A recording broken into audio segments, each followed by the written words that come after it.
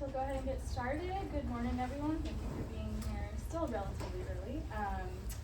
Just to make sure we're all in the right place, this panel is Hidden Presences, Passing, Fugitivity, and Haunting. We will have 3 presenters today, so I apologize if you really wanted to hear from Sophie Kendall Betts. Unfortunately, she was not able to make it. So today we will kind of still commence with the order of the program.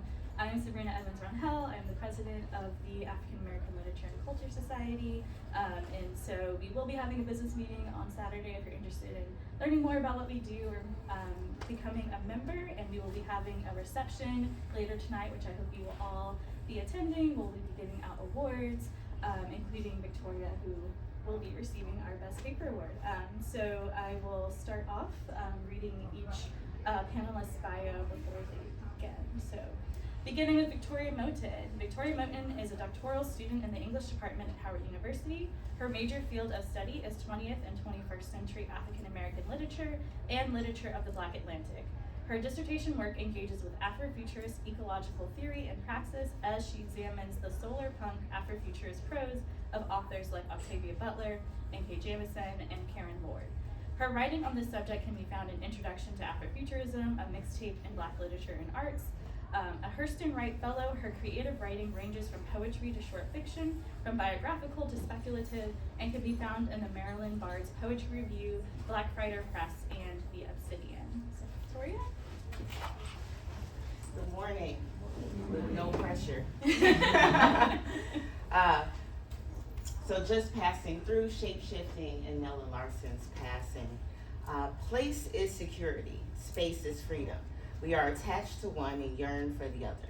Blackness resides in this liminal space between place and space. Blackness has been defined and imposed on African peoples who were ripped from their homelands. From then on, Black people were not only placed in uncomfortable spaces, the bows of a ship, plantation spaces, through the back doors, red line, but they were also held captive and with limited means of escape.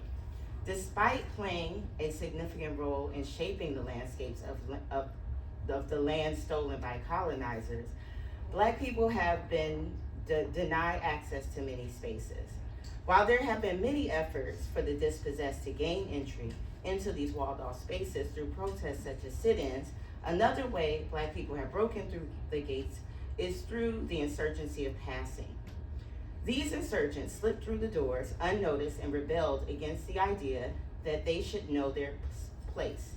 While space shelters one from harm, taking up space, though risky business, proved worth the freedom for those who chose to pass. As these spies passed through forbidden spaces, in what ways did their shape-shifting irreparably change them?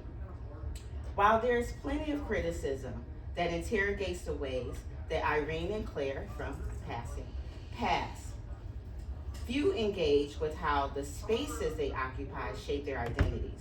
While reading Passing, I began to recognize the ways in which these chameleons change their patterns to blend into their settings.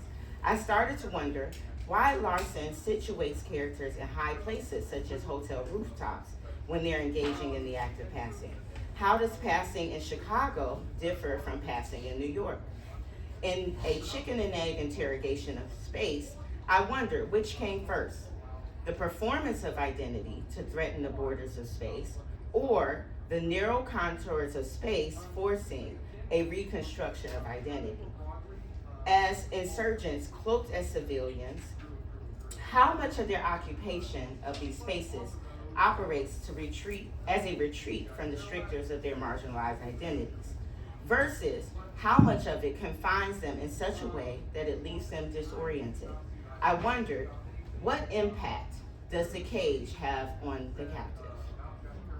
A critical look at Nella Larson's Passing reveals how physical places can operate as spaces of refuge while simultaneously disorienting Black identity construction. I will frame this examination of the role spaces play in identity construction with Fred Moten's theory of fugitivity. As he illustrates this theory, with his theory, the constant need for Black diasporic people to escape while also being trapped within a racialized system. Here we remain in the hold. So I really want us to focus on the hold for this presentation because I'm talking about space and how it can disorient.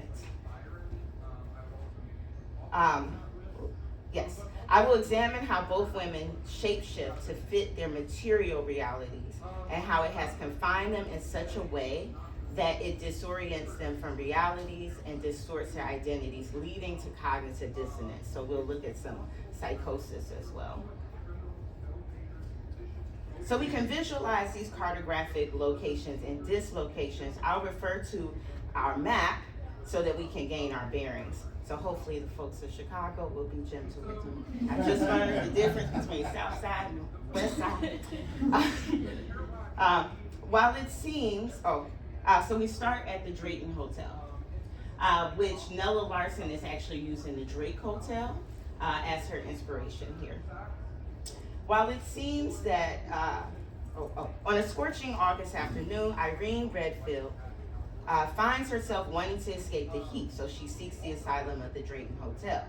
While it seems that she is literally hoping to escape the heat, the imagery of her, quote, edging her way out of the increasing crowd, feeling disagreeably damp and sticky, soiled from the contact with so many sweating bodies, end quote, reveals her unpleasantness not only with the weather, but her position. Despite all of her efforts to present herself as one who chooses to struggle the struggles of her race over her assumed privileges of passing white, the true Irene is presented here, as she uses not only her complexion, but her wealth to carry her far away from the sweaty masses below. Irene's perception of herself is as righteous is one of the few consistencies throughout the text, no matter the place. On the rooftop, Irene passes just like Claire, yet she regards her own transgression as less criminal. Even in the car, the driver doesn't recognize Irene's fugitive status. As she attempts to release herself from the oppressive heat, Irene makes, quote, some small attempts to repair the damage that the heat and the crowds had done to her appearance, end quote, as she prepares her mask. Quote, her choice might be called silent complicity, John asserts, end quote. She does not pursue the act of passing, but she doesn't reject it when the opportunity arises. Irene temporarily escapes from the inferno below. The fact that she does this reveals her discreet betrayal for a small patch of freedom to exercise freedom that would otherwise be denied. On the rooftop, she feels like she is, quote, being wafted upward on a magic carpet to another world, pleasant, quiet, and strangely remote from the sizzling one she has left below, end quote. So heaven and hell, quite literally.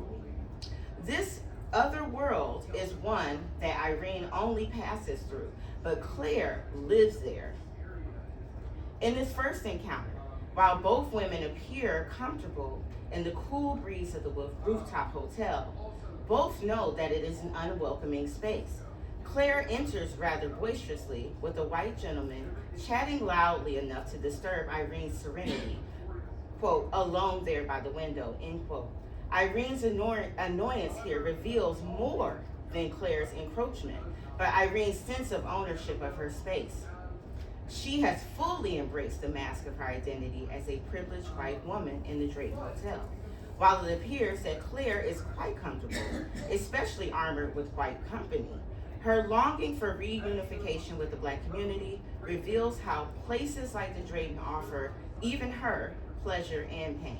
However, this is a performance Claire plays daily. Claire uses her ivory mask as a decoy to distract her adversaries, to allow her to infiltrate hostile territories. She is never completely comfortable in white society, as Irene seems to be. Once Claire begins staring at Irene, she grows nervous, believing that she is discovered in this unwelcoming refuge from the heat. They both study each other for a considerable amount of time, and in this way offer what Lori Harrison Kahn argues, quote, racial passing is not only about the performance of whiteness, it also offers the opportunity of spectatorship, end quote. This act operates in stark contrast to the voyeurism of the white visitors of Harlem, where they are objectified. This is at the rent party later on in the text. There in the Drayton, unbeknownst to the white patrons, these two women reclaim their subjectivity and return the gaze. From this high place, Irene feels herself, quote, gazing down, end quote, on the people on the street, quote, thinking how silly they look, end quote. She did not have this viewpoint when she was among the sweaty masses, but here among the clouds, she is giving a clearance to, quote, destabilize the gaze, end quote, that's high, as she and Claire cross the color line.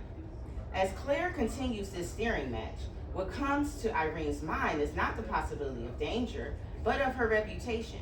Quote, it was the idea of being rejected from any place, even in the polite, tactful way, in which the Drayton would probably do it, that disturbed her, end quote. In her panic, Irene begins to feel shame for the possibility of being ejected from this place of privilege. Quote, Irene desperately desires to be free of the burden of race consciousness and to join those who reside in the rising towers of capitalistic American society, end quote. This is Brody. Meanwhile, Claire moves under the gaze of white people who are unaware of her heritage all the time. Claire describes dinner hour at a dinner hour at a fashionable hotel, end quote, like this. Or being chauffeured to Lincoln Park, a historically white neighborhood in Chicago, where her fears are the opposite. Claire lives in the ivory tower of white privilege, but lives as lonely as Rapunzel.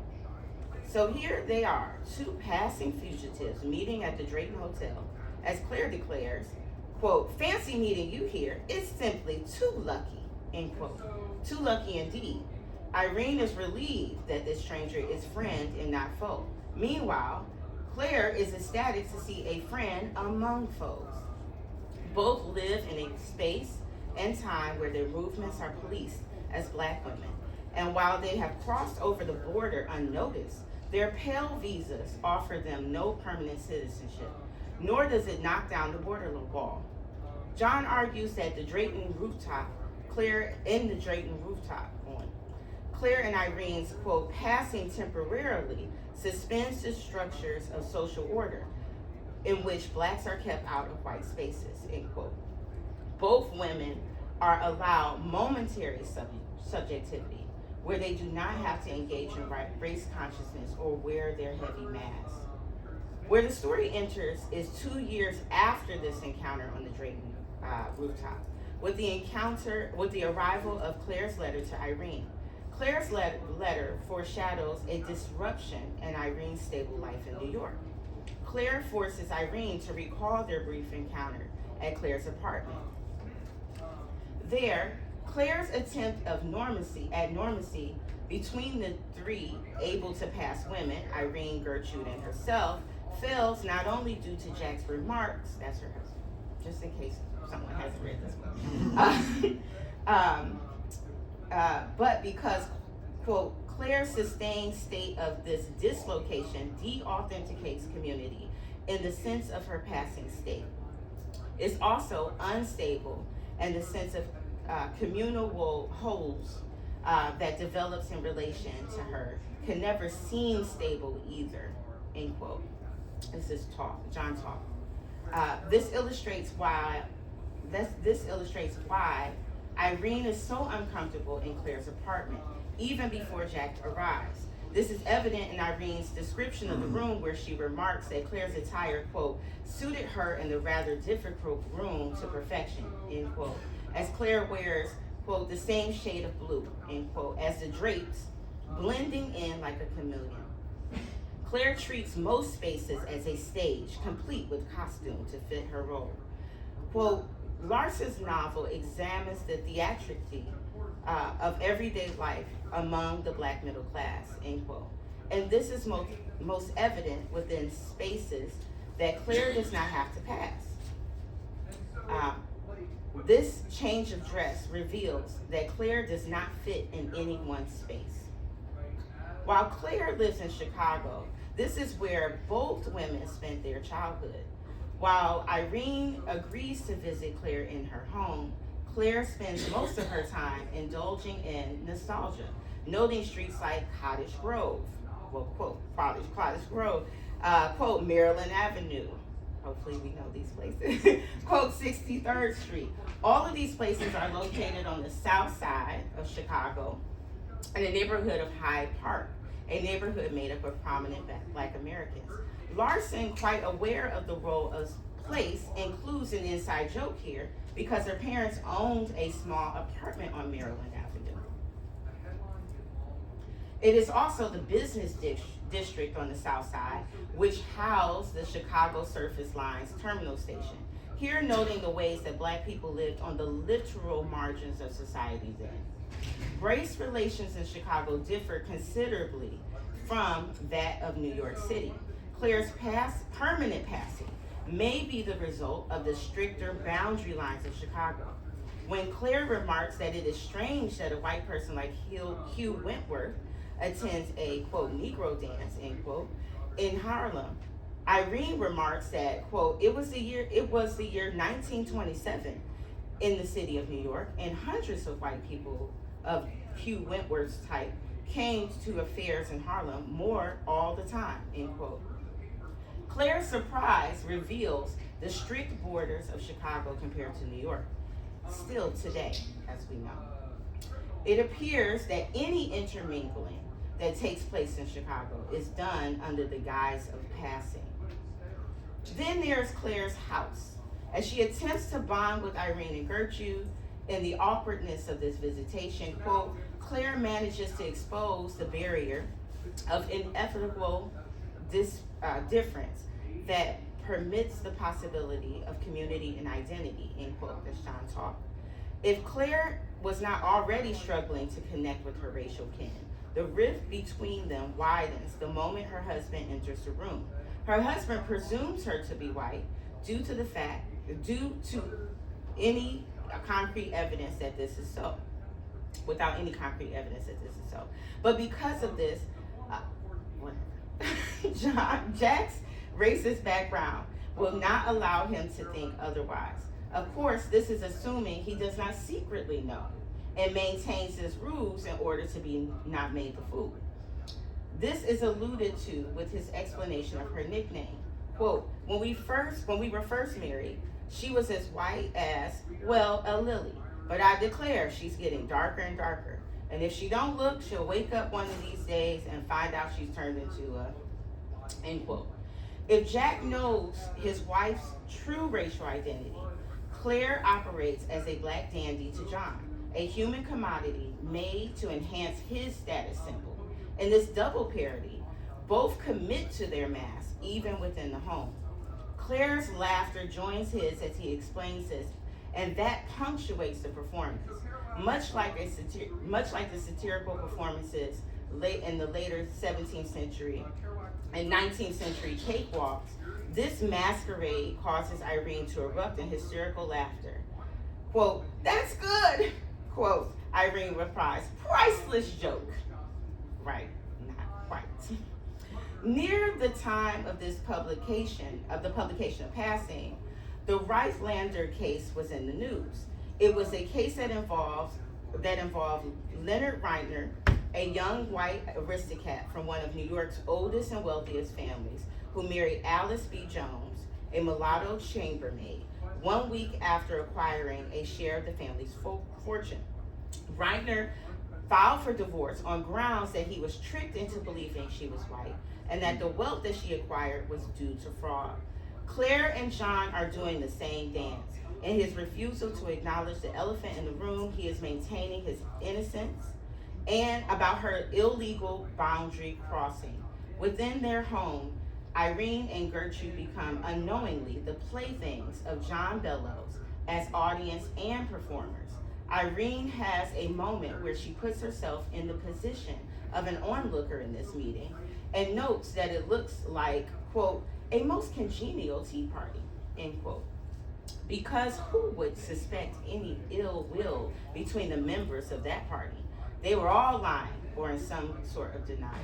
The paradox of Claire being economically free comes at the cost of being confined by the secret of passing, but her encounter with Irene allows her some modicum of freedom, subverting his objectification of her. Claire uses her pale complexion and femininity as currency, as that affords her space to move between the two worlds. However, in her insurgency, living with a racist, Claire puts herself in grave danger. Claire says to Irene, quote, "How could you know? How would you know? You're free, you're happy and safe," end quote. However, Irene lives in her own gilded cage. In contrast to Chicago, New York, particularly Harlem, is a haven for the Black elite. And it is here that Claire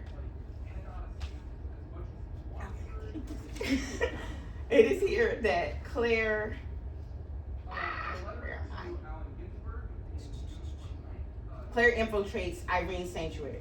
John remarks that Claire mentions living in New York City. It is, quote, "the city of the future," end quote. However, Irene takes little risk and commits herself to the safer choice. This illustrates why Irene is so adverse to Claire's request for an invitation to the cabarets. In Irene's passing, quote, "the aim is to return to the conditions of stability and normacy by way of passing through one structure to another," end quote. I'm gonna skip, so that I can get to the good stuff. Let's get to the rent party. The space of the rent party / cabaret offers both women different things. For Claire, these intervals of rent parties offers an escape from her retreat from race consciousness, a race conscious lifestyle, as it represents the forbidden. Meanwhile, for Irene, it represents a space where she is the belle of the ball. At the cabaret, she sits in a balcony, quote, "and let her gaze wander over the bright crowd below," the high up spaces, end quote. In her position of authority, she explains that she puts together these dances because, quote, "I am the committee, emphasis are not mine," highlighting her prominence within the Negro Welfare League. In this way, Irene's position is that of one who helps migrants find a sense of belonging in their transition from their former locations to the bustling metropolis of New York City. Meanwhile, Irene contends that even the cabaret is not safe for Claire to come, noting that she, quote, "ought not run the risk of knowing Negroes," end quote, even while she can acknowledge that the only reason white people come to the rent parties, they only come for the same reason. Quote, "Claire's presence at the cabaret, a space typically associated with freedom and transgressions, underscores her challenge to the restrictive norms that Irene clings to so desperately," end quote. John Tall. Skip. The Freedmen's Party, the rent party, is when the liminal space that Irene forever resides in crumbles. John argues that this illustrates an important difference with liminality and cognitive dissonance, that one is temporary and the other is a constant state of mind. She contends, quote, "both women intentionally enter a space of cognitive dissonance rather than a third spatially in-between space," end quote. Claire's tour of this space of limbo is unstable. Her visitations, okay, I'll go all the way to the end. Okay, Claire spends enough time in Harlem and begins to consider life there, and for Jack to never find out, right? She doesn't want him to find out. And in this last scene, I need to skip. Papers are long. Let's see here. By design, Claire's ascent into the Black enclave of Harlem requires descent in her passing world in Chicago. As they climb up the Freedmen's stairs, Brian asks Claire if she's ever been up so high, to which she replies she's lived on the 17th floor. But he asks, quote, "I mean, did you ever go up Black Power stairs?" Not black, that's not the word.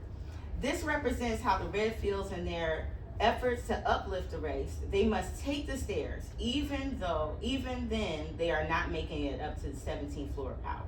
However, in her ascent, Claire comes closer to her inevitable fall.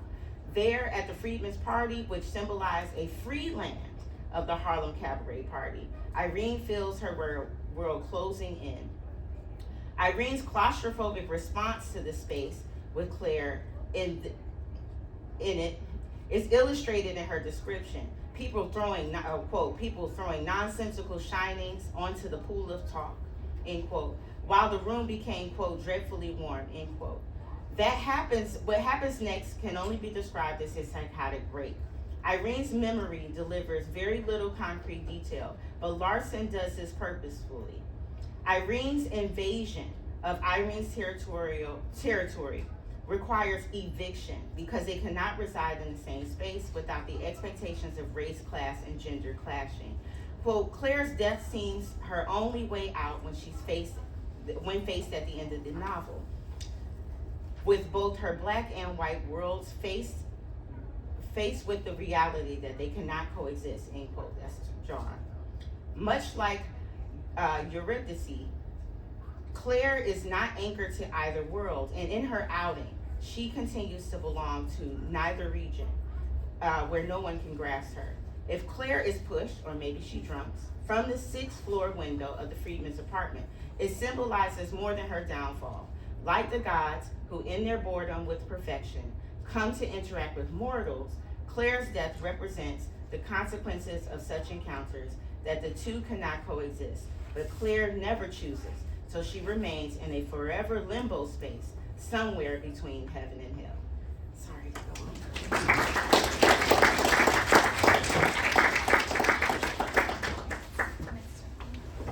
Next up we'll have Richard. Richard Gabry teaches high school English at Bentley School in Lafayette, California, and holds a PhD in comparative literature from Northwestern University. His new article in ELH, All White in the End, argues that Fitzgerald writes Jay Gatsby's story over Joseph Conrad's James Waite, revealing Gatsby as a racially passing figure.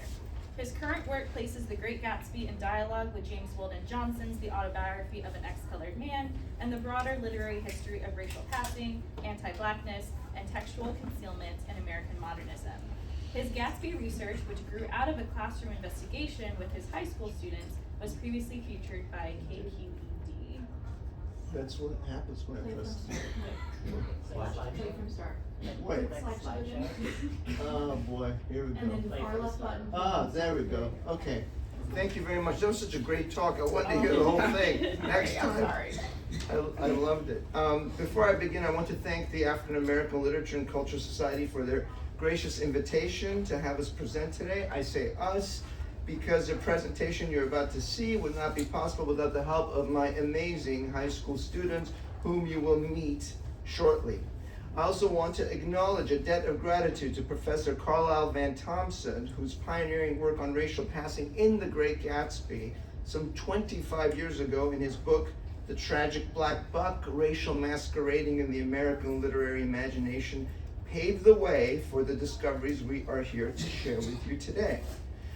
When I first came across Professor Thompson's thesis regarding A Black Gatsby 3 years ago while teaching the novel to my own students, my first thought was, this can't be true. I mean, Robert Redford, Leonardo DiCaprio, come on, Hollywood would never lie. Maybe, but surely the scholars, the journalists, the educators, they would tell us the unvarnished truth about the great American novel, a novel that James L. West III calls a national scripture that embodies the American spirit, a novel that is taught each year to millions of impressionable students across this country. Not necessarily.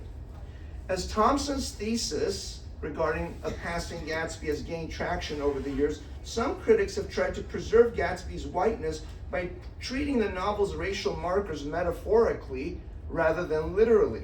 According to Michael Nolan, there are undoubtedly plenty of what Thompson calls racial signifiers in The Great Gatsby. But rather than seeing Gatsby as a black man passing for white to win Daisy, it makes more sense to see him as a more complex avatar of the white Negro figure. Take, for example, Gatsby's 40-acre estate. Here we go. According to Van Thompson, he reads this as a metaphor for the 40 acres and a mule that was promised to black Americans as a wartime measure in 1865. Now, if we apply Nolan's theory and treat Gatsby as a white Negro, then his 40-acre estate becomes a metaphor for, I don't know what it becomes a metaphor for. You'll have to ask Nolan. I have no idea. But you get the point. Treating Gatsby as a white Negro allows critics to gesture at racial critique without confronting anti-black racism at the core of 1920s America.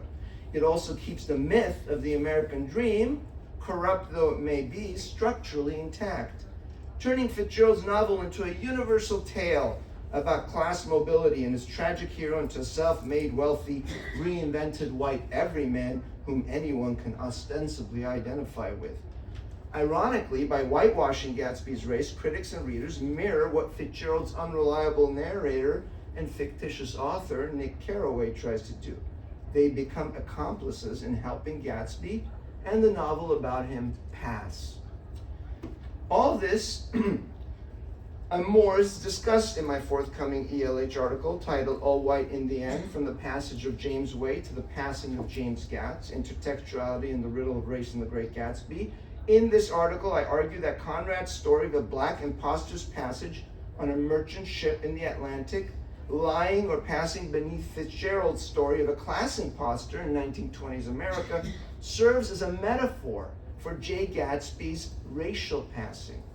By writing Gatsby's story over James Waite's, Fitzgerald not only makes Gatsby's blackness visible, but also encodes a critique of passing miscegenation and anti-blackness in 1920s America. This discovery matters for at least two reasons. First, it renders moot the objection that Nick Carraway's unreliability prevents us from knowing Gatsby's race.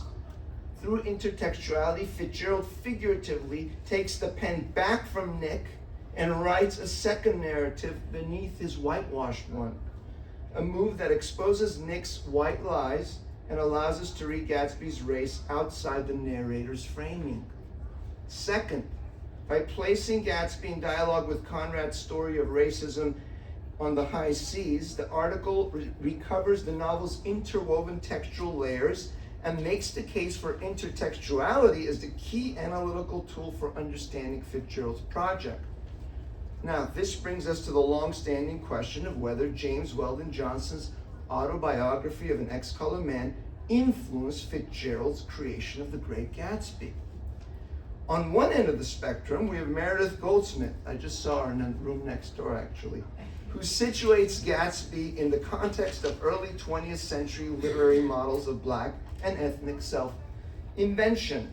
She claims that Fitzgerald's novel shares an unspoken affinity with Harlem Renaissance classics like Johnson's autobiography of an ex-colored man.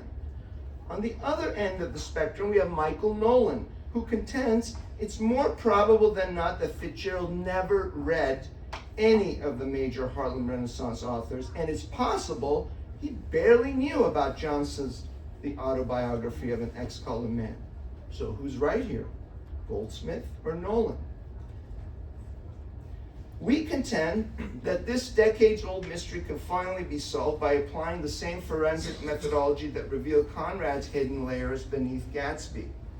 Once we recognize that The Great Gatsby operates as a palimpsestic novel, then all the literary references to the black-authored ex-colored man take on new racial significance. They are no longer literary coincidences or unacknowledged influences or borrowings.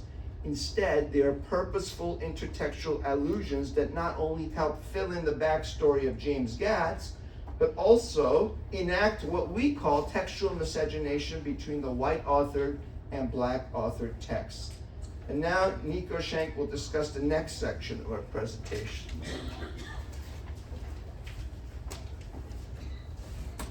Turning now to Weldon Johnson's Autobiography of an Ex-Colored Man, One of the most important characters in the novel is the mysterious, eccentric white millionaire who commissions the ex-colored man to play ragtime music, becomes his benefactor, takes him to Europe on a ship, and advises him to return to the United States as a white man, an advice that the ex-colored man initially rejects. Why is this important, and how does this relate to Gatsby? In his pioneering book, The Leisure Ethic, Work and Play in American Literature from 1840 to 1940, published in 1999, William A. Gleason makes a striking observation regarding the relationship between the ex-colored man and his white millionaire, and Gatsby's relationship with the millionaire Dan Cody. He writes, Gatsby's employment under Cody both mirrors and inverts that of the ex-colored man's under his benefactor. Like the narrator in Johnson's novel, young Gatsby serves as a glorified valet. Like the ex-colored man, Gatsby too is learning to perform a racial identity. Where the ex-colored man's grueling performances of black music symbolically enslave him, however, Gatsby's training in the ways of the white leisured elite frees him, at least temporarily, from his lowly origins.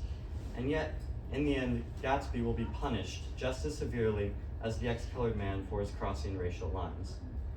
What Gleason did not consider in his reading is that Gatsby's crossing of racial lines is not metaphorical, but literal, bringing his tragic story much closer to the ex-colored man's than he imagined.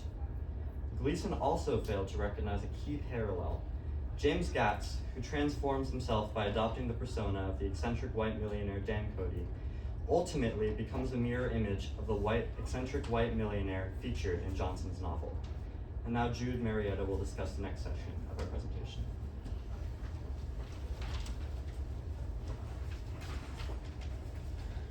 The first time we meet Jay Gatsby is at his own party in Chapter 3, and this is where Fitzgerald draws the most direct parallels between Gatsby and Johnson's eccentric millionaire. Everything in the left panel is from Ex-Colored Man, and everything in the right panel is from the first draft of The Great Gatsby. As you will soon see, these scenes are direct mirror images of each other. First, in both novels, we have a mysterious millionaire throwing elaborate parties in or near their homes in New York City. Second, both hosts try to give their guests an unforgettable form of entertainment. In Ex-Colored Man, the narrator says, in leaving, the guests were enthusiastic in telling the host that he had furnished them with the most unusual entertainment they had ever enjoyed. And in Gatsby, it was as though he felt the necessity of supplying, physically at least, a perfect measure of entertainment to his guests. Third, in both novels, ragtime music is referenced, a clear connection to black culture in the 1920s. Fourth, in both scenes, the hosts stand apart and voyeuristically observe their guests having a good time. In Ex-Colored Man, the white millionaire takes cynical delight in watching and studying others indulging in excess. And in Gatsby, he stands alone on his steps, looking from one group to another with a strange eagerness in his eyes. Now fifth, and this is the most crucial detail. Not only are both hosts reluctant to participate in their own parties, but their aloofness increases in direct proportion with the increased hilarity of their guests. In Ex-Colored Man, the narrator says that the reserve of the host increased in direct proportion with the hilarity of his guests. And in Gatsby, his odd distinction stands out increasingly as the fraternal hilarity grew. It's also worth noting that in both scenes, the non-participatory attitude of the host does not dampen the mood of the guests. The precision of Fitzgerald's allusions here debunks any idea that the correspondences between these two scenes might be any sort of coincidence or unacknowledged influence. And now Via Bussy will discuss the next section of our presentation.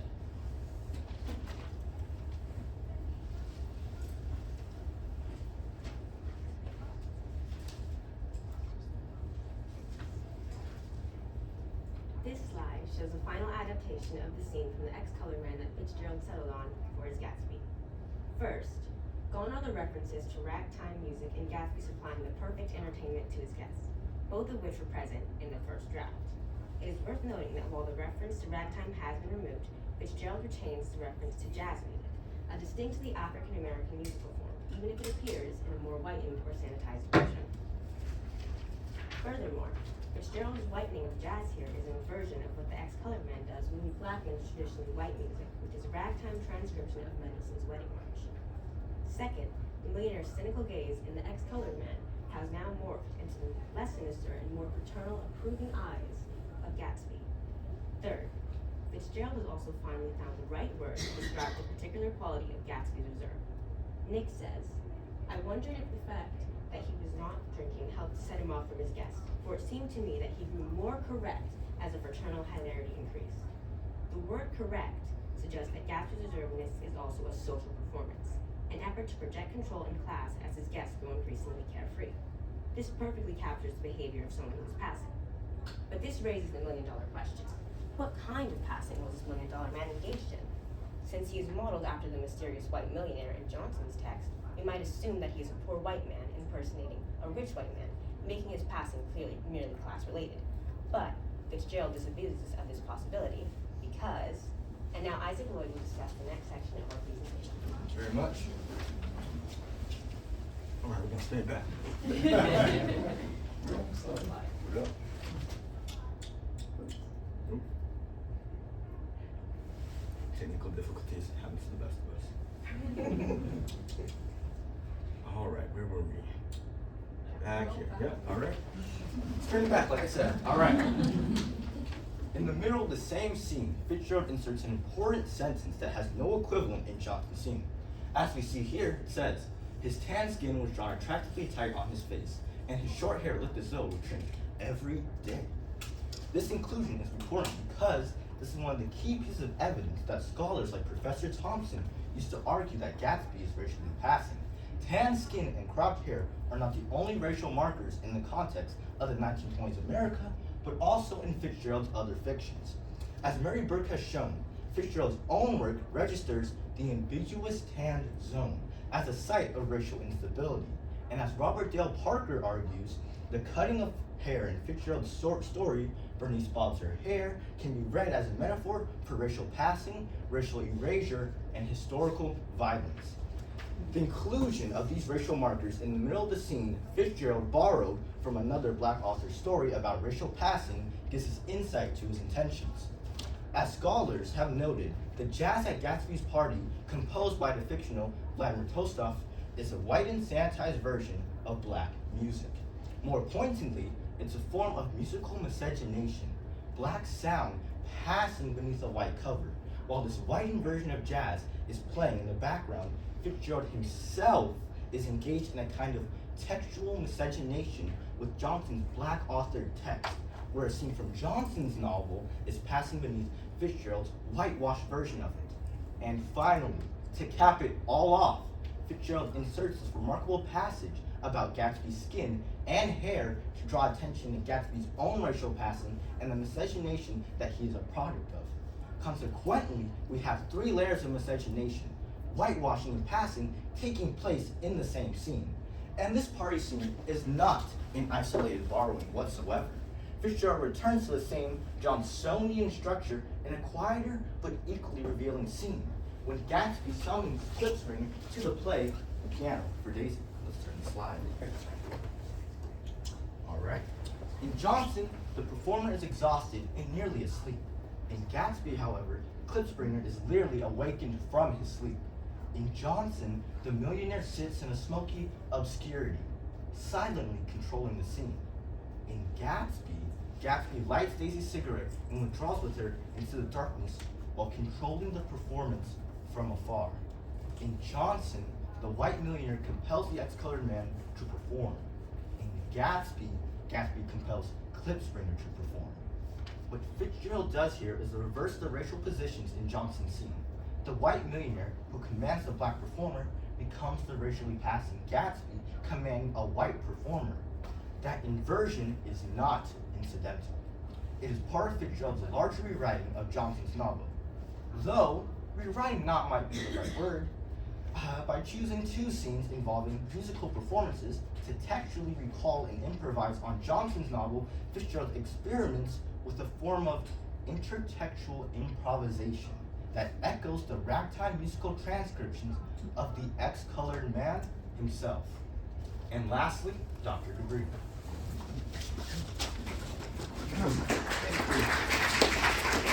I should have just had them do the whole thing. Much better than me. Okay, then I'll finish it off. Returning now to Gleason's prescient observation that the relationship between Gatsby and Dan Cody mirrors and inverts the one between the ex-colored man and his rich benefactor, we might ask what this mirroring is all about. We propose that just as Fitzgerald's intertextual allusions to Conrad's James Waite help fill in the suppressed racial backstory of James Gatz, his borrowings, reimaginings, and purposeful allusions to Johnson's ex-colored man serve a similar function. In Johnson's novel, if you recall, the ex-colored man rejects his white benefactor's advice to return to the United States as a white man after traveling the world.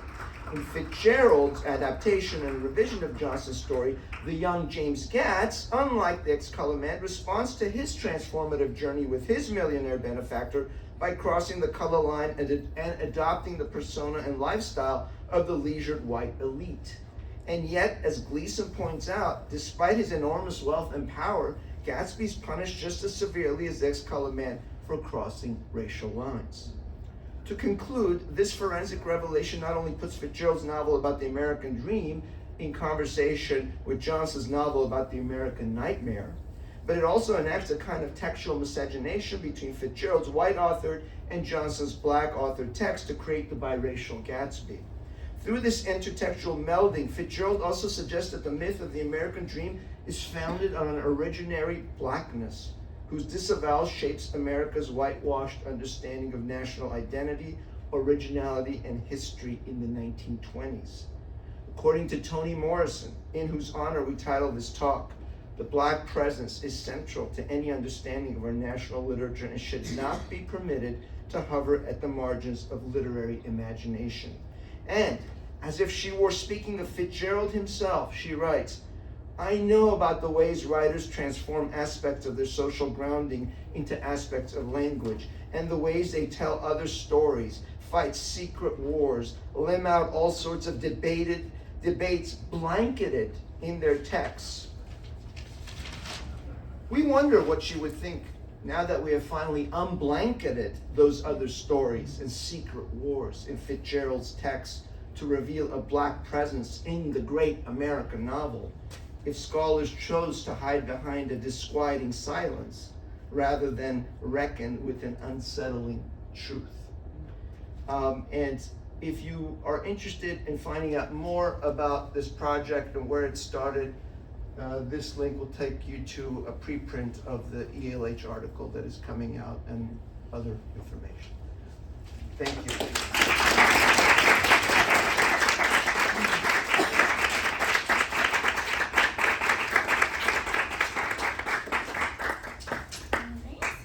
Last but not least, we have Melanie A. Murata, who is a visiting assistant teaching professor in English and Gender, Sexuality, and Women's Studies at the College of William and Mary. She is currently co-editing the Oxford Handbook to Women in Horror and a special issue horror studies about women-created horror. Her research focuses on American literature, in particular African American, young adult literature, horror, science fiction, and gender studies. She has publications and papers on language and literature, The Lion and the Unicorn, and college literature. And this is part of the chapter that I'm doing for the handbook that I'm co-editing with my colleague. So it's a shorter version. The Gothic haunted house structure has long-standing prominence in African American literature. From Morrison's Beloved to Butler's Kindred, Setha's House in the Plantation in Maryland, Dana's California House. The house is at the forefront of African American Gothic literature. Once the British Gothic transitions to American, however, and the American Gothic genre breaks off, becoming its own area, enslavement becomes integral to the new genre and has been identified by theorists such as Teresa Gaudu and Masha Wester. This presentation's investigation, however, will not necessarily focus on the African American Gothic, but on African American women writers' contemporary version of horror. Bridget Cherry connects horror and the Gothic, differentiating the two based on the genre's emotional connectivity to the audience. Through an examination of Tanana Reeve Dew's The Good House, Del Sandine's Cursed House, and Megan Giddings' Lakewood, I aim to examine the transition from enslavement hauntings, which are common to African American Gothic and Southern Gothic, broadening Black American women's horror to encompass issues such as Black women's mental and physical bodily health that have now been explicitly foregrounded in 21st century literary works. Dew redefines the possession horror subgenre through a critique of organized religion, working to redefine voodoo and reclaim its long-standing exoticism as witnessed in the visual industry.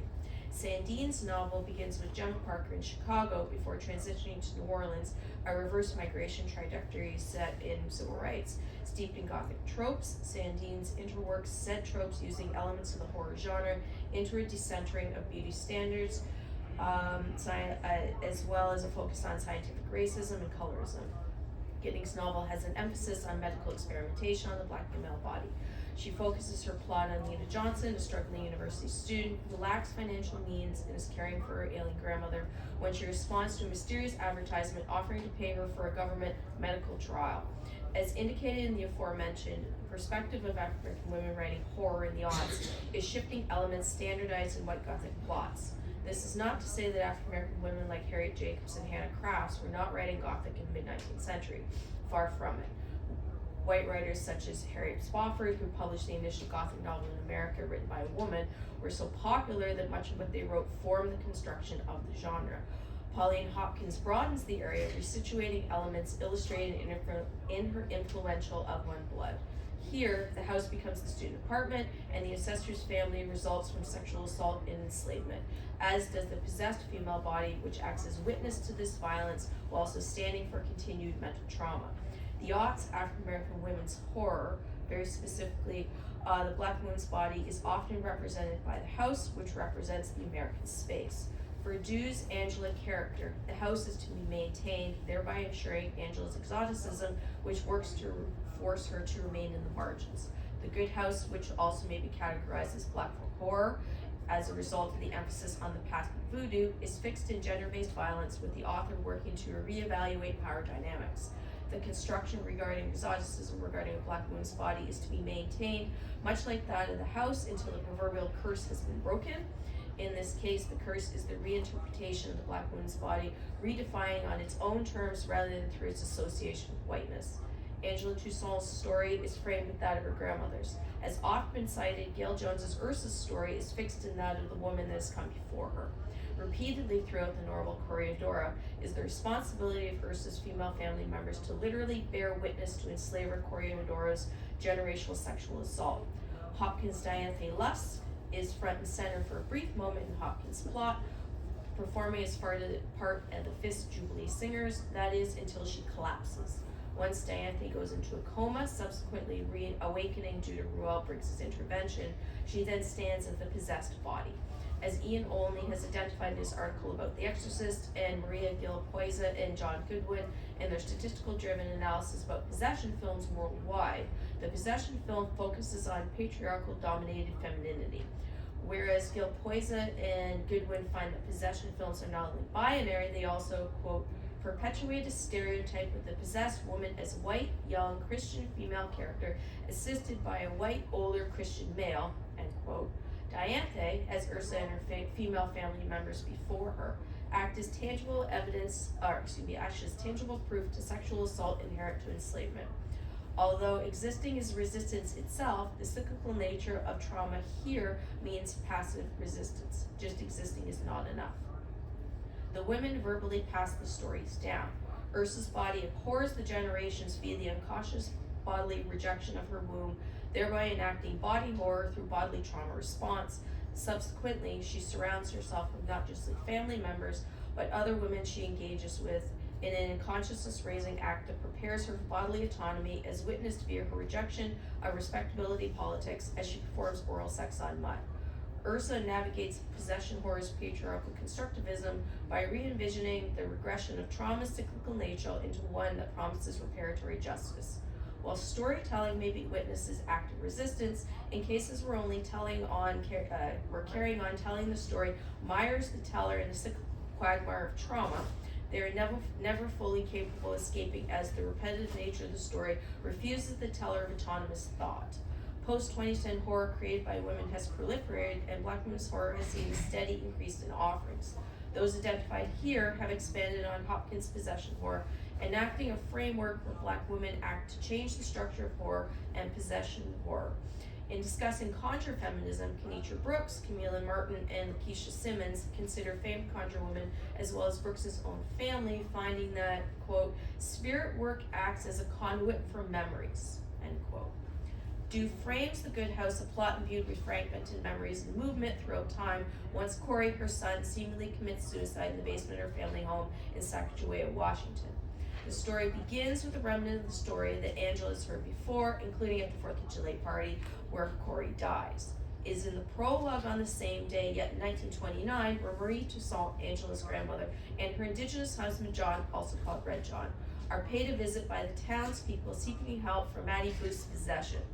Mattie was inhabited by a baka, an evil spirit, the resulting of an old curse resulting from Marie's anger.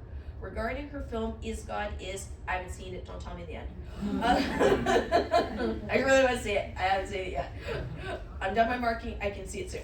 Alicia Harris has stated, quote, I'm conscious of the ways that culture pathologizes black women's rage and women's rage, period. And I'm trying to really step on that here. I think that we gain spiritual power through our embrace of rage, end quote. Upon the lynching of her husband, Marie calls for revenge, only to result in Papa Legba's word being stolen. As a result, the Toussaint women are cursed, or more specifically, the good house is. Corey and his friend Sean find Grandma Marie's many altars, as well as her book, which contains the truth behind the house's hauntings and the death associated with it, including the madness and subsequent suicide of Angela's mother and Marie's daughter. Throughout the plot, the baka takes over a body only to force it to commit horrific acts and then to its death, always by violent means. Corey and Sean use voodoo to obtain items that have been lost. They are not practicing voodoo, but rather to reclaim items for personal gain. The possessed bodies, with the exception of Mattie and then later Angela, as she permits the ancestors' help, as well as that of Marie, as she possesses a body to fend off Tariq, Angela's abusive ex-husband, are all those that were trying to fill a material need. For Angela, however, she practices voodoo as the conjuring woman, the healer, thereby enacting the family's healing. Du displaces the exoticism associated with voodoo, resulting from the cultural commodification of religion, thereby reframing the possession as a choice and connection to heal the ancestors and the family. Once the curse is lifted, Angela obtains her innermost desire, the time is reversed, and her son is alive. It is this reframing of the conjuring woman as male, Corey enacts the familial healing, and the generational pledge to continue religious traditions that enact change. For Sandine's Gemma, there is a curse from the ancestor. However, the Duchon family is unknown to Gemma until they contact her, and in this case, the body that has been initially regulated is that of her biological mother via the family's colorism. Sandine reframes Gemma's erasure as gradual yet overt, only once she reaches the American South. For Gemma, Sandine refashions some of the ghosts, not only as subjects of gender-based violence and as witnesses to self-same, usually involving their daughters, but also as observers through the intersection of class and race in the matrix of domination, which results in colorism. Gemma arrives in Missouri by train. The alteration of the space and oppression overt as the porter hangs a sign marking the car as segregated. Gemma's internal monologue continues, commenting about how the sign is unneeded, as the train car, when originating in Chicago, is only occupied by African American people. Unlike Gothic, which provides a solution to the haunting, horror acts as such due to the lack of reasoning behind the hauntings, thereby creating the fear felt by the reader. Gemma does not feel fear by the change to overt racism, but rather begrudgingly accepts as is. When she arrives in New Orleans, she is, on purpose, bumped into by a white man. Later, after she realizes she's not trapped on the Duchon family plantation and she can go into the city of New Orleans, the same encounter happens again. Only this time, a man tells her to remove herself from the sidewalk. The horror in Sandine's work is not so much the ghosts that Gemma encounters throughout the plot, including on the train and in the crumbling house, but it is the racism and the forced conformity to respectability politics. Arriving in Missouri from Chicago, Gemma's appearance begins to crack. Fragments of her exterior reflected later in conjunction with the exterior of the Duchon house. Dressed in an outfit made of materials suitable for Chicago's weather, Gemma finds her way into the South in a wool skirt, white gloves, and a pillbox hat. Once she arrives in New Orleans, the difference of the space, including the vibrancy of the clothing, jars her, marking her as no longer able to fit in accordance with respectability politics guidelines. More so than only her clothing, the narrator centers on Gemma's feelings of inadequacy, often criticizing her hair and complexion. Her hot combed hair is described as fluffing in the humidity, and, quote, blotches of brown powder, end quote, stain her white handkerchief. Well, she arrives at the house after walking for miles, as few people will go to the Duchon house, so she's unable to obtain a ride, excepting for a short distance from New Orleans towards the house. The maid opens the door. Both the maid and the family's appearance is described as immaculate and as unsoiled. For Gemma, she becomes embarrassed at her presentation and, quote, she wonders how poor she looked, end quote. Gemma's blackness is descriptively connected to her feelings of awkwardness and thereby also to her class. The Duchon family is tied to the past not only because the Kerps traps them in the house, making it so they cannot leave, but because of their outdated conceptualization of beauty. As Gemma surveys the women, she noticed the visible white powder that the women wear, centering on the paleness of the family. The more Gemma spends with the family, the less time she takes when observing their appearances, accepting how they look as the norm. The capturing of the past and their outdated styles is initially disconcerting. However, as she gets to know them and the fact that the family is unable to leave the property, the more their outfits make sense on a surface level. While Gemma compares the protests in Chicago and New Orleans to the Duchon family's lack of activity, of change, what she fails to realize is her own confinement in these spaces. When she tries to hit Marvin with a pool cue upon finding him with another woman and one who is also pregnant, Gemma breaks from respectability politics, instead embracing Harris's rage. The same occurs with the Duchon family when her grandmother tells her she was given up for adoption, was rejected by the family due to her skin complexion, which is darker than theirs. Gemma's confinement in the house becomes figurative. She feels she owes the family as they are that family. However, their intense hatred of her due to her connection to the curse and to their own prejudice aids in increasing her rage. This rebellion against the family pushes Gemma towards a liminal space. For the brunt of the plot, she works to uncover the family's secrets, including that her cousin Lawrence is really her half-brother, accepted at birth due to his light skin complexion, and that her family enslaved people, murdered them, and hid their bodies on the property, which is one reason why it is haunted. Once Gemma traverses into this liminal space, is able to move back and forth from the house to New Orleans, as well as to keep secrets from the family, thereby investigating the family's secrets on her own, all the while making a friend with Magdalene and discovering the truth about her mother, that her rage allows her to disregard respectability politics, dissolving the curse for good. Giddings Lakewood begins with the funeral of Miss Tony, Lena's grandmother. She and her mother Desiree and her friend go to the casino, as was her grandmother's final wish before she died, so that they could celebrate her life. Once in the bathroom, Lena notices that her mother looks unwell, so she fluctuates between wanting to take her home out of fear for her health and choosing to remain in the casino to play blackjack. The people working at the casino act as community to Miss Tony, many of which were at the funeral. They do, however, ask, as Desiree falls as she is inebriated, assuming that this is the reason rather than her having an illness. Giddings' plot centers on the exploitation of the black body, namely the female body, one meant to parallel American enslavement, albeit in a jarringly contemporary context. More so than only enslavement, Giddings centers her plot on Lakewood, Michigan, a town built on the foundation of the medical experimentation on black Americans. Throughout the plot, which becomes an increasingly tangled mass of information as it is to parallel the testing and trauma to her body that Lena experiences, Lena documents the bizarre and unexplained. No worries, almost done. Thank you. Massive information as to parallel the testing and trauma to her body that Lena experiences. Lena documents the bizarre and unexplained experimentation that white government employees put her through.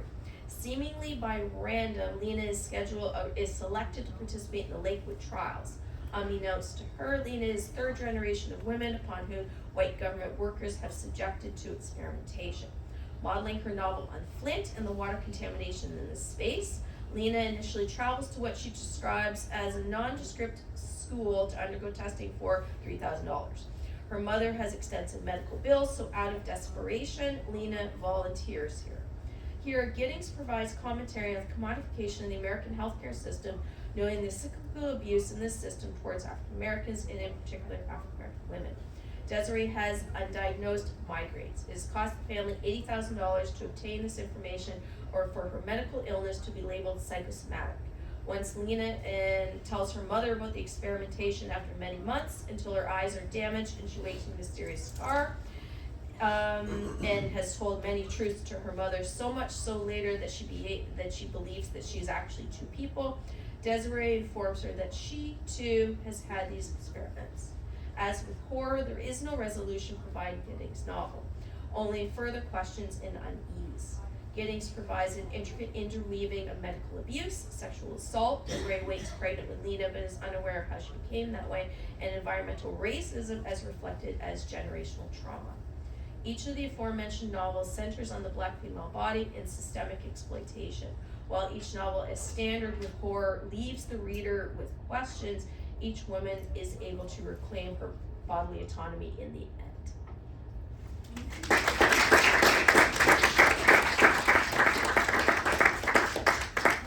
We have about 15 minutes for questions, if anyone would like to ask it, or if our panelists would like to ask questions of each other. Well, I really liked this approach to passing in spaces. It made you give me all kinds of things to think about that I hadn't thought about before. Relationship to these kinds of spaces, especially when you're taking a space from one novel and transposing it to another, and what happens there. So, but stuff I have to think about. Yeah. Same. Yes. Hi, first of all, I'd just like to say this was a wonderful panel, and I so wish I had you guys as students. So I would like to ask Victoria, this is just, your talk had me thinking so much about a kind of geographical approach to reading the novel, and I'd just like to hear what you have to say about one of my most troubling passages, when Irene says she's struggling between her allegiance between herself and her race. And before your talk, I hadn't thought about this in spatial and geographic terms. So if you feel like riffing on that a little bit, I'd love to hear. Yes, thank you for Or that. if you don't, you Oh, can no, thank you for that question. Cause I had to skip Irene's, right, papers are long. Irene is caught I think that she's caught in between because she's in New York. Whereas Claire, she has to decide, okay, I'm going to fully pass, and because the space doesn't allow this kind of transition that Irene can encounter. Irene, though, she's committed to, I'm here for the struggle, but she's not really, right? So I think that's that liminal space that she resides in. She wants the freedom that, she's kind of jealous, right? She wants the freedom that Claire has, but she's also like, oh, well, I have to, this is the face. She's wearing a different kind of mask. So yeah, I think it's because she's in Harlem versus Chicago. Yeah. I also have a question for you about the spaces. I know your talk was focused solely on the book, but you were using images from the movie. So if you thought about this, great. If you did not, also great. But at the beginning of the movie, they actually moved the space into the same, into New York, in the hotel. Does that change anything, or do you think that the producers of the movie kind of skirted around that issue of the space?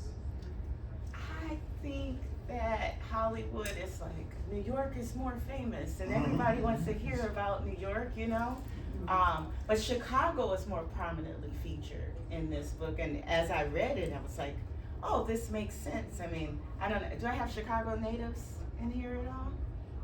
Right? I'm not from Chicago, I'm from the Midwest, right? But the boundary lines are very strict, still, today. You can tell Lincoln Park is still Lincoln Park. Right? So, right?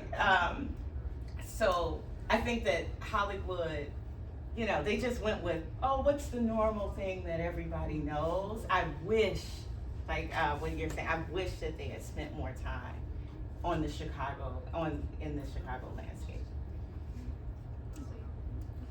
I have a question for Dr. Gabri and his team.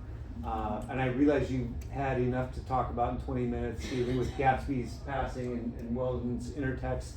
But I am curious about another level of passing in Fitzgerald's book, and I'm thinking about the narrator, Nick Carraway's poorly disguised homosexual inclinations and his attempt to pass as heteronormative. And I'm wondering how that impacted or amplified your reading of Gatsby's passing and what all his passing suggests about American culture in the 1920s. Well, one thing we didn't get to talk about, there was a lot more. Papers are long. But Nick Carraway's sexual passing, there's been work done on Weldon Johnson's narrator that he's not just racially passing at points, but he could also be sexually passing. And there's been some great work done on that. And my mind is going in the direction that as Fitzgerald was reading this, he sort of split the character up into two. Nick Carraway is doing the sexual passing part of what Johnson's narrator is doing, and Gatsby is doing the racial passing part. So he sort of took that narrator character and split into two different characters, one sexually passing and one racially passing. Because there's a lot there to suggest that Johnson's narrator is also sexually passing, especially in his relationship with the white millionaire benefactor character. So that's the theory. But he said, what does it say about America in 1920s? Yes, sir. I'm also part of the research group, and I kind of wanted to break on that question a little bit. I think that when we're talking about America in the 1920s and The Great Gatsby having this kind of idea in popular culture as the great American novel, and how there's always kind of been this underlying assumption that the great American novel must necessarily be a white American novel, which is partially why we've gotten so much pushback to our idea of this black Gatsby or racially passing Gatsby. And then when you add in the two layers of passing, our racial passing and our sexual passing, you get a much more rich and interwoven idea of America itself, but also American literature that, at least in popular culture, I don't think we necessarily expect from a novel written in the 1920s by a white author that's professed to be about America as it is. So this kind of idea of multiple layers of conforming to a certain ideal and yet not fully being able to pass enough so that academics can look through it even 100 years into the future kind of speaks again to this much more complicated idea of America itself, but more specifically the novels that we think make up America.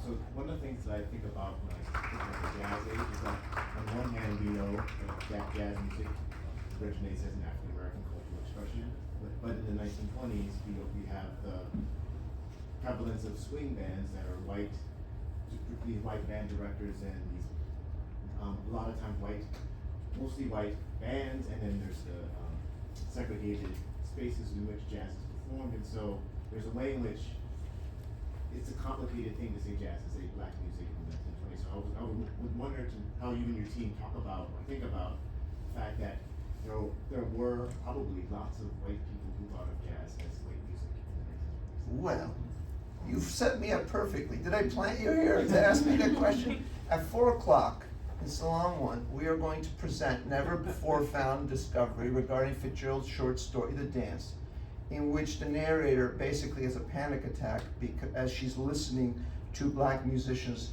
play the black music and somebody dancing a Charleston in a white space. And this story's never been one that's been read about racial passing, but that's exactly what it's about. We have a new archival discovery that we made where Fitzgerald's literally crossing out lines showing that the character is racially passing. He wrote this in 1926, 1 year after Gatsby. So we'll be able to discuss, if you come to the forum, you'll be able to, yeah, we'll be able to get into all of that. Yeah, 3 wonderful papers. Thank you so much. My question's for Dr. Moten. You could say a little bit something about the Hyde Park's circulation in the novel, because Hyde Park, as you said, is historically a black community, but it's also the home of the University of Chicago. And for all these sort of furtive and fugitive black performances, how much those performances are illegible in these dominant spaces of knowledge production? I would say that, Hyde Park is a fluid space, right? It's a more fluid space, right, than some other spaces. I think Larson she talks about Hyde Park when she talks about their childhood, and I think that's purposeful, right? She wants to, that I have to think about. Now you're giving me stuff that I'm like, I didn't really, because I spent some time in Hyde Park, and like today it's more fluid, but I wonder if Larson is trying to point out something, especially because she spends a lot of time telling you exact locations of places there. Yeah, that's something I'm gonna have to think about. Just really, sorry, I'm not asking another question. I think about Raisin in the Sun too, which is set in Chicago. I'm trying to remember where they're stripping like where the geography is, because it's around the same time. Yeah. The borders are strict. I mean, I was just like West Side doesn't exist really or something. I don't know, but yeah, I have to look into that. That's a good question. Yeah, thank you again so much. It's delightful to hear it all. My question is for Melanie, and I was wondering to sort of build off this conversation of space that we've been having. I wonder if you have any additional thoughts on the way in which a haunted house is both a place in which characters in these particular stories, African American characters, are trapped, and the way in which you discuss the haunted house as sort of being representative of a Black female body, and if that has any sort of resonance with these conversations about space that we've been having. Sorry, can you? So basically, what does it mean to be trapped in a space that represents a Black female body as a Black character? It depends on the text that you're looking at. I'm trying to show in the chapter, because this will be predominantly 2000s on, but Black women's horror has been around a really long time. It just doesn't get the attention that it deserves, and it depends really upon the time period. I taught in Petrie's Bones of Llewellyn Brown in the spring, which my students thoroughly enjoyed. And it's very much you're dealing with a post-reconstructionalist short story, which is on LitHub, in case anybody's actually is interested in reading it. But really, depending upon the time period, we're dealing with scientific racism and the remains of women being trapped in this space, literally being the bones of the women and being the body. But in this particular case, the house becomes the graveyard. The house doesn't necessarily have to be the house. It transitions from time to time. McQueen's When the Reckoning Comes, the plantation house becomes the Plantation Amusement Park. And that came out in 2020, I want to say 2021. It's stellar. It's weird and it's stellar, but it's haunted by enslaved people, and it's again this idea of somebody trying to, very specifically a Black woman in Georgia, going to New York, coming back, and being trapped in respectability politics, and how does one get out of this, and what happens when you're confronted with white people who come to a plantation to watch people reenact people's deaths. So you're very much getting this reclamation. Like I said, I haven't seen Is God Is. It's supposed to be banging. I mean, really, she's even, she said that Harrison said she's got, she's dealing with the Greeks in there, which is great. It'll counteract Nolan's The Summer. But ultimately, that's what it is. It's this reclamation of one's identity and ridding oneself of respectability politics.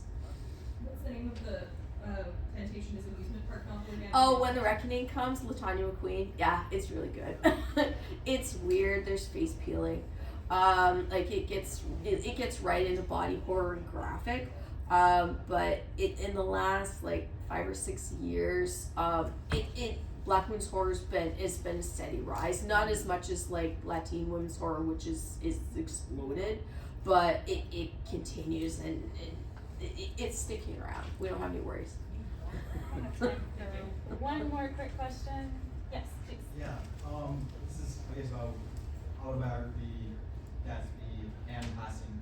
I'm curious how you see the role of sort of the foreign or the non-US American in complicating this idea of place and belonging. I think that, Irene says that people usually think she's Mexican.